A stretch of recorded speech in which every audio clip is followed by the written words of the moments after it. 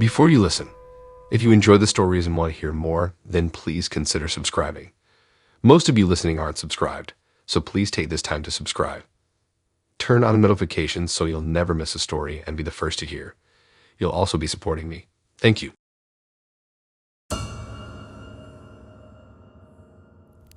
It was a typical Tuesday morning and I decided to take my little man, Timmy, on a run to Walmart.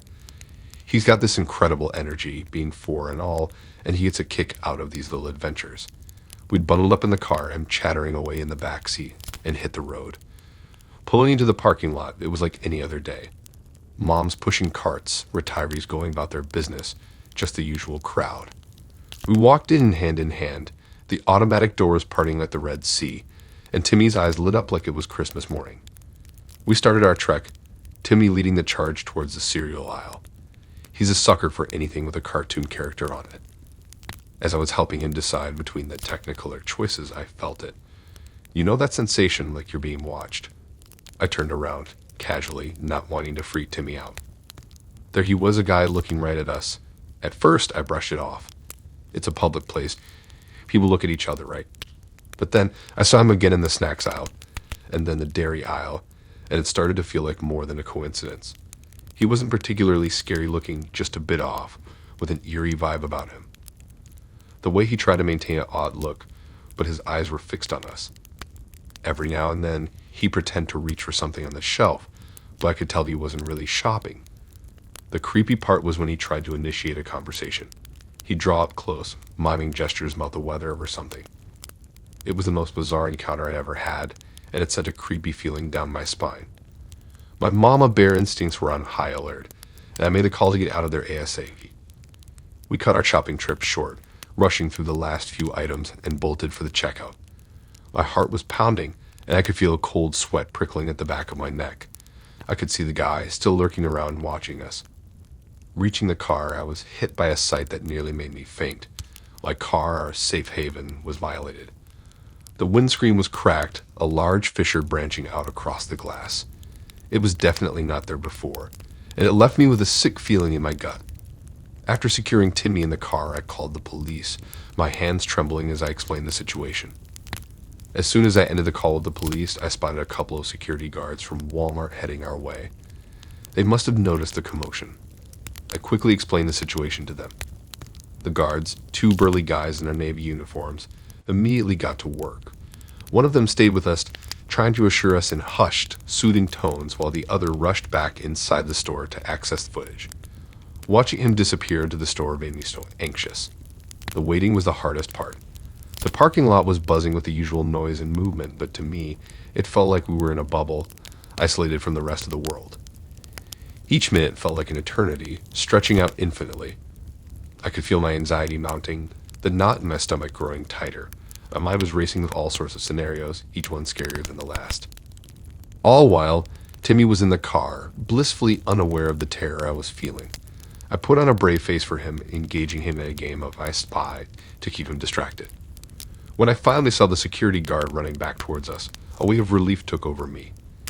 He had a grim expression on his face and a walkie-talkie in his hand. I could see him talking into it urgently.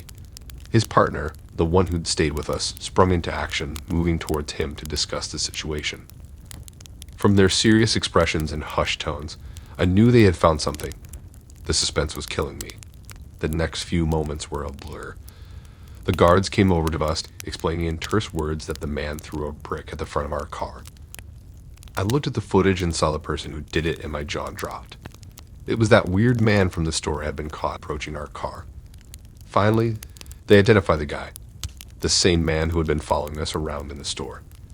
He'd come up to the parking lot after us and done the damage to the car. The realization hit me like a punch to the gut. This was serious. When the police arrived, they quickly located the man. He was still in the vicinity, lurking in the shadows. The news that hit me next left me stunned. The man was mentally ill, and even worse, he was armed. He had a gun. Boy, when I heard that, I was in great shock. The thought of what could have happened, the danger we had been in, was absolutely terrifying. That Walmart trip turned into something right out of a horror movie.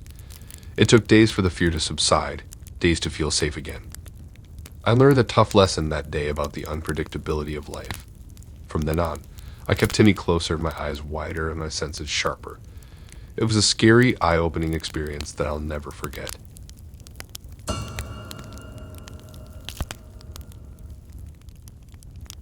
Working at Walmart the night shift.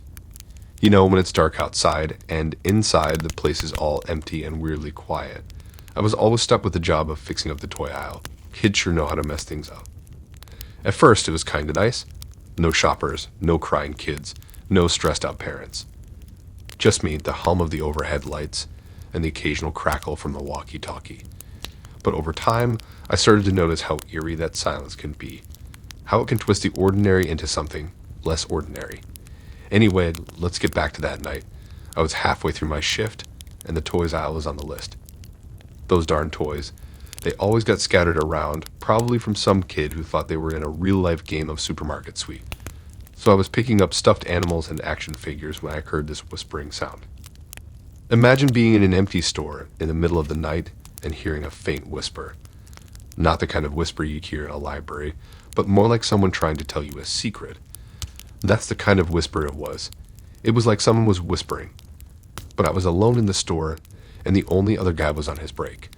I went back to restocking, but man, I couldn't shake off this creepy feeling. You know how sometimes you feel like someone's watching you? It was like that, but 100 times worse. And then, as I'm there trying my best to convince myself it's all in my head, something happened that just blew all my explanations out of the water. As I'm leaning over the cart, sorting through an assortment of brightly colored plastic toys, I felt it. It was a tap. Not like a casual, friendly tap, mind you. This was different. It was deliberate, slow, almost thoughtful. It felt like a cold fingertip pressing down, right on my shoulder blade. The touch lingered long enough for it to somehow seep through the fabric of my uniform and chill my skin. I froze for a moment. I remember my hand clenched around the toy I was holding, knuckles white with tension. My breath hitched in my throat and time seemed to slow. All I could feel was that icy touch on my shoulder, as if it had burned its way through my very skin. Thinking it was Mike, the other guy on the shift, messing with me, I went to find him. Found him in the break room, deep into his lunch. He said he hadn't been anywhere near the toy aisle. Didn't seem like he was messing around. So, after my chat with Mike, I shook off the chill creeping up my spine, convincing myself I was letting my imagination run wild. Nothing more than late-night jitters, right? So I got back to the grind, back to the toy aisle. I picked up where I left off, stocking those shelves like a pro, even though my hands were slightly trembling. That's when I heard it again, the whispering. It was closer this time, as if someone had leaned in right next to my ear. The words were incoherent, like the rustling of leaves or the quiet babbling of a distant brook, but their tone held an insidious undertone that made the hairs on the back of my neck stand up. I could feel my heart pounding, beating out a rhythm of fear that echoed in my ears. My stomach did a sickening flip, and for a moment I was rooted to the spot. It was like an icy finger had traced a path down my spine, the cold touch of dread making my whole body shudder. It was a fear I'd never known before, a fear that was almost tangible, chilling me from the inside out. It wasn't just the whispers now. I could feel something like a cold breath on my neck and a pressure in the air, as if the atmosphere had gotten denser. The normal hum of the store seemed to dim, overtaken by the sound of my own shaky breaths. The overhead lights flickered once, twice, adding to the horror show ambience. Every shadow seemed to stretch and twist, turning the familiar aisle into a stranger. My fight or flight instincts kicked in then, and I dropped the toy I was holding. It hit the floor with a soft thud, the sound echoing like a gunshot in the unnatural silence of the store. And then, before I could think twice, I was running. It wasn't a graceful run. It was a mad, desperate sprint, the kind where you're too scared to look back. I left the cart in the aisle, toys scattered around it. My only focus was the exit sign at the end of the store, glowing like a beacon of safety. Never went back. Had to find another job and all, but that was all right. There was no way I was going to step foot in that Walmart again. I still get chills thinking about it. Man, the things we do for a paycheck, huh? So yeah, that's my spooky Walmart story. Sounds nuts, right? I wouldn't believe it either, but it happened to me. I still don't know what that whisper was, or who tapped my shoulder. I ain't interested in finding out. One night, I'd run out of milk. Normally, that wouldn't be a big deal, but I had an early morning meeting the next day and needed my coffee. So despite it being close to midnight, I decided to head to Walmart to pick up a carton. I pulled into the parking lot, and it was eerily quiet. Usually bustling with activity, the sight of the nearly deserted lot put me on edge. Still, I shrugged it off, blaming it on the late hour and my overactive imagination. Once inside, the bright fluorescent lights felt almost harsh against the dark night I'd just left. I headed straight for the dairy aisle, wanting to grab the milk and get back home as quickly as possible. I was the only customer around, it seemed, with just a few employees stocking shelves in the distance. That's when I feel it, like someone's got their eyes on me. I spin around and this guy's standing there. He wasn't clean or anything, looked rough and a bit wild, like he'd been having a tough time. But the thing that really got me, what made my skin crawl, was his eyes. He had this look, the kind that sends chills down your spine and makes your heart pound loud in your ears. Before I can even think of what to do, he reaches into his pocket.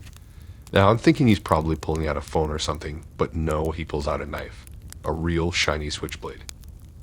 I'm standing there, frozen. The milk carton suddenly feels way too cold in my hand, and I'm thinking this isn't happening, it can't be. But it was. And the worst part, that knife, that scary, sharp thing was pointed right at me. I can see the light bouncing off the blade, and all I can think is, I've got to get out of here. But I'm stuck, like my shoes have been glued to the floor. My mind's racing, my heart's trying to pound its way out of my chest, and my whole body is shaking like a leaf. Time feels like it's slowing down. The store's bright lights seem to focus only on that knife, and the crazy guy holding it. It was the scariest moment of my life. I'm alone in an aisle in a nearly deserted store, with a man who's threatening me with a knife. Everything around me becomes a blur, and the only clear thing is the weapon. It's like the rest of the world doesn't exist. All that's real is me, this guy, and his knife. I can't describe how terrified I was. It was like I was stuck in a horrible nightmare, and I couldn't wake up. After what felt like an eternity, he looked away for a split second, and I saw my chance. I dropped the milk and made a run for it. My heart was in my throat as I sprinted towards the checkouts, shouting for help. The employees were quick to respond. They came rushing towards me, and I glanced back to see them trying to tackle the guy. Even in my terror, I noticed the knife still clutched tightly in his hand. I burst out of the store and into the safety of the night. I managed to escape from the store, and I'm out in the parking lot, shaking like a leaf, and I jump into my car. The engine roars to life, and I'm peeling out of the parking lot, leaving the bright lights of the Walmart behind. I remember checking the rearview mirror a million times, expecting to see that crazy man chasing me down the road, but thankfully he wasn't there. Once I got home, it felt like I had walked into a different world. My house was quiet, peaceful, which was different from the nightmare I'd just escaped from. I was safe, but my heart was still pounding hard and fast. My hands were shaking so much that I fumbled with the keys a couple of times before finally managing to lock the door. I spent the rest of the night wide awake. Every little noise had me jumping, my mind imagining the worst scenarios. I kept replaying the terrifying encounter over and over in my head, like a movie stuck on a loop. The image of that guy with his wild eyes and that glinting switchblade wouldn't leave me. Thanks for listening in. If you like these stories and want to hear more, then please subscribe and like and support this new channel. We have more stories for you to listen to.